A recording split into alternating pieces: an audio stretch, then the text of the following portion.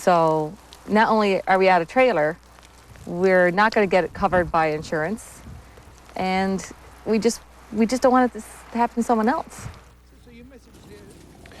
Last year, you may recall, we brought you the story of a transgender man who is in the process of becoming a biological female.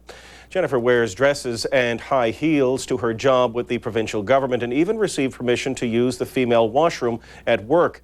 Physically, she is now much closer to being a full-fledged woman, but acceptance in society, and as it turns out, also in sport, is still a major problem. But she is overcoming some of those hurdles. Here's NTV's Carolyn Stokes with an update. Nature often makes color the distinguishing feature for gender identification in animals. But people aren't so simple. Appearances can be deceiving.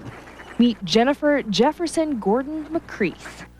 Regardless of what I look like and what other people expect out of women, I am a woman. I'm Jennifer.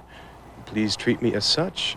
She is an employee of the provincial government, a marathon runner, and a woman trapped in a man's body. Before gender is perception, it's the mind, it's who the brain tells you are.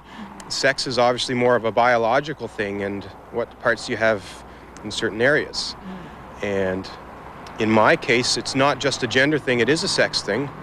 I'm not just desiring to present myself as a woman, I do desire to have female parts. Last year, she embarked on that physical transition from male to female. She began running marathons to get physically fit enough to start taking hormones and have sex reassignment surgery. Today, she is post-op. That is, she traveled to Philadelphia to be surgically castrated. But cosmetically, there's still more work to be done. It's a fairly major surgery, and I wasn't able to run for a while, and that was frustrating. It's very exciting, though. It's obviously irreversible, and there's no turning back now. The internal biological makeup of me is more female than it is male. But at the same time, it could be deceiving when people may assume I've had all surgeries when in fact there's still one more big one to go. So physically, she's not quite female, but she's also not quite male. She's in transition. So what does that mean for her love of marathon running?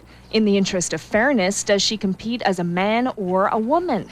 Well, she successfully lobbied a sporting event in Denmark to add a third option. So I can go over there, I can run, I can swim, I can have a good time, I can cross the finish line, have my family and friends cheer me on, yet I won't upset or challenge other people who think, well, maybe it's not fair one way or the other. So they agreed. They said, sure, we're going to create this third category and I'll let you come over and participate. And to me, that opens the door for, it's not just transsexuals, there are other people that for whatever reason are not male or female.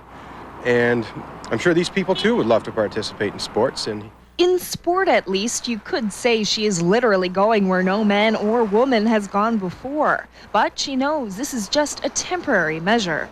I don't want my legacy to be third gender. I want my legacy to be female. I'm Jennifer, I'm a woman. I'm on my way to becoming a female and to be legally recognized as such. Carolyn Stokes, NTV News. And it's time for a break on the NTV.